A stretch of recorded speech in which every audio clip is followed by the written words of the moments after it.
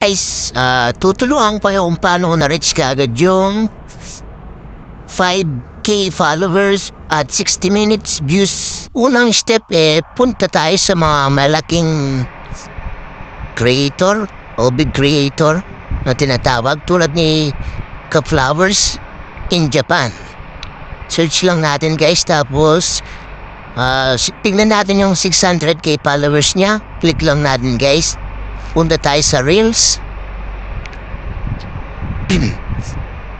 Tapos click natin yung mataas na views or plays.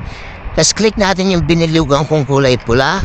Tapos i-click din natin yung mga biniliwgan kong yan. Yan, lahat yan. Nang nakikita niyo yan, click lang hanggat hindi nare-reach yung limit niya. Tapos pag na-reach niyo na yung limit, after 24 hours, ulitin niyo lang po yun. Magkikita niyo lang po, sunod-sunod na po yung nagpapalo sa inyo guys.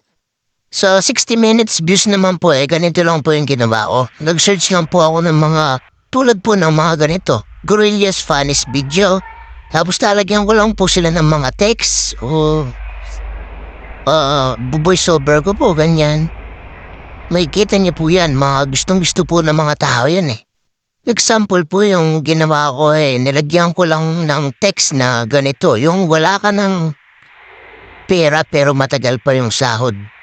Ganyan lang po yung nilagay ko, tapos umabot na po ng 200K views.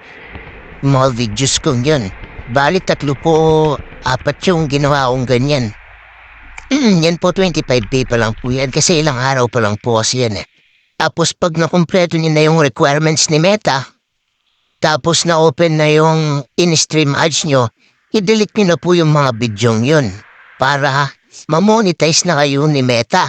Huwag po kayong manghihinayang sa mga 100K views, 200K views, i-delete nyo po yun kasi po hindi po accept ni Meta yung mga ganyang hindi original na video.